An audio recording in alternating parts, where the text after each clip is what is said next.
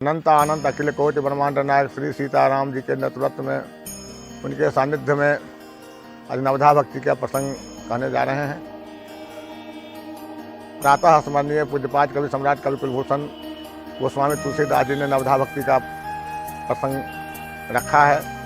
ये शबरी माँ के साथ भगवान श्री राम का संवाद है। भगवान श्री राम शबरी से संकेत बताते हैं कि सुनु प्रिय सुनु पशुपति भामनि माता एक राखौ भगति कर नाता। सुनु पशुपति भामनि माता एक राखौ भगति कर नाता। भगवान पारब्रह्म परमात्मा है, उनका एक ही रिश्ता है, एक ही संबंध है। वह कौन सा संबंध है? मात्र भक्ति ही। भक्ति जहाँ पर है वहाँ पर भगवान विराजमान होते हैं, जहाँ भक्ति नहीं है वहाँ भगवान नहीं। भक्ति का प्रथम चरण की भक्ति की चर्चा कर रहे हैं भगवान राम। शबरी बहुत दिनों से भगवान के इंतजार कर रही थी। बहुत दिनों से इंतजार के गुरु महाराज ने उन्होंने आश्वासन दिया कि शबरी तुम्हें भगवान दर्शन देंगे। शबरी इंतजार की घड़ी में थी भगवान के दर्शन के लिए। शाम सवेरे दोपहर हमेशा अपने आप को जागरण में रहती थी, जगी हुई रहती थी।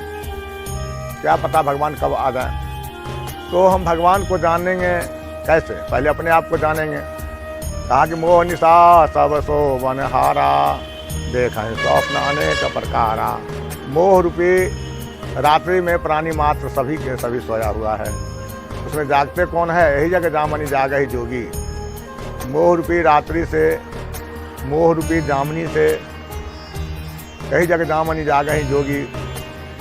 योगी लोग जागते हैं, जग जाते हैं।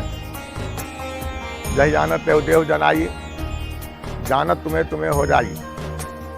जिसको मालूम नहीं है, जो अनभिज्ञ है, अनजान है, उसको संत लोग जनाते हैं। संत लोग जनाते हैं कि तुम भी जान जाओ। अपने आप को जानने के बाद अपने आप को जागरूकता को महसूस करेगा, तभी भगवान को वह जान सकता है। जब तक अपने, क्योंकि 4 अवस्थाएं हैं, बाल अवस्था,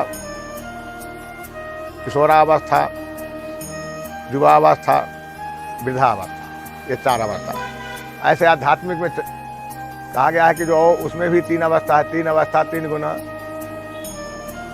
3 अवस्था 3 गुना, तुलतुरिया कपास। इसमें है सुसुप्तावस्था, जागरिकतावस्था और स्वप्नावस्था। अंतिम अवस्था जो है उस अवस्था को कहा गया है तुरियम अवस्था। तुरियम अवस्था में सतचित्त परमात्मा को याद करने लगते हैं। तुरिया अवस्था परमात्मा को सतोगुणी का प्रतीक है। सत्यचित्त जोर आनंद, वह सत्य है अर्थात चित्त है, चित्त के अंदर में है। चित्त माने होता है चिंतन करना, चित्त से चिंतन होता है। सत्यचित्त जोर अर्थात आनंद, जो परमात्मा जिसके हृदय में विराजमान हो जाते हैं, वह आनंद में उनका जीवन चरित्र हो जाता है। तभी उपास्य स्वरूप प्रारंभ होता है। सबसे पहले हम खुद जानेंगे, अपने आप स्वरूप को जानेंगे, तभी हम परमात्मा को स्वरूप को जान सकते हैं। स्वरूप का अर्थ होता है जीव स्वरूप, बद्ध स्वरूप, मुक्त स्वरूप, फल स्वरूप, उपास्य स्वरूप। तो जीव स्वरूप में जब तक रहेंगे तब तक तो बिल्कुल ही अनभिज्ञता का प्रतीक होता है, महसूस होता है। बद्ध स्वरूप में भी हम कुछ प्राप्ति नहीं कर सकते हैं। परमात्मा से संबंध हमको जोड़ना है। परमात्मा से, परमात्मा जीवात्मा को दोनों को जब हम एकत्रित करेंगे, एकाग्र करेंगे, तभी परमानंद का हमें अनुभूति मिलेगी। परमानंद, क्योंकि आनंद से ऊपर उठने के बाद परमानंद के प्रतीक है। ऐसे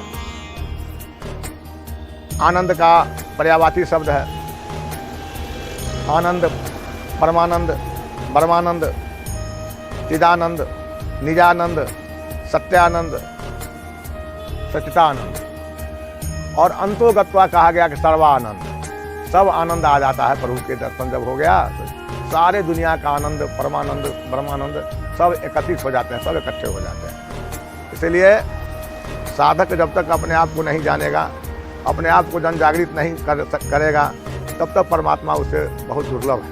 परमात्मा को प्राप्ति करना दुर्लभ है, परमात्मा को दर्शन करना दुर्लभ है, परमात्मा से मिलन की बहुत दूरी बना रहता है।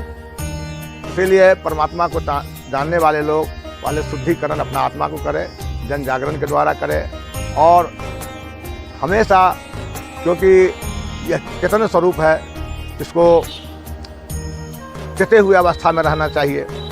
अचेता जिसी समय हुआ तो अचेता आदमी कुछ कर नहीं सकता है। जिसको समय का पाबंदी नहीं है, जिसके पास में वचन का पाबंदी नहीं है, जिसके पास में सत्यता की पाबंदी नहीं है, जिस कोई जिम्मेवारी नहीं है, किसी प्रकार का इसमें जो है सो जिम्मेवारी नहीं है, किसी प्रकार का पकड़ नहीं है, ये दुनियादारी से ये नासमझ का विषय है। दुनियादारी नासमझ का विषय है कि दुनियादारी से ऊपर उठने के बाद तभी परमात्मा का पकड़ होता है, परमात्मा का दरस होता है, परमात्मा का चिंतन मनन होने लगता है। इसीलिए लोक वेद ये दोनों से ऊपर उठना पड़ता है। दोनों से ऊपर उठने के बाद परमात्मा का प्राप्ति साधक करते हैं। परमात्मा कहीं अनभिज्ञ नहीं है, अनजान नहीं है, परमात्मा अलग नहीं हमसे है। जब तक नहीं जाने हैं तब तक जीवात्मा है, जान गए तो शिवात्मा है, और एकाकार हो गए, परमात्मा में रम गए, तो जो ही जीवात्मा शिवात्मा वही परमात्मा, जीवात्मा ही परमात्मा का रूप ले लेते हैं। परमात्मा ही का एक अंश जीवात्मा के रूप में आकर के पृथक पृथक रूप में धारण कर लेता है जीव का स्वरूप। इसलिए गोस्वामी तुलसीदास जी संकेत करते हैं भक्ति के विषय में, ताकि भक्ति स्वतंत्र सकल गुण खानी। भक्ति प्राप्त करने के लिए सत्संग की परम आवश्यक है। बिनु सत्संग नहीं पावहि प्राणी।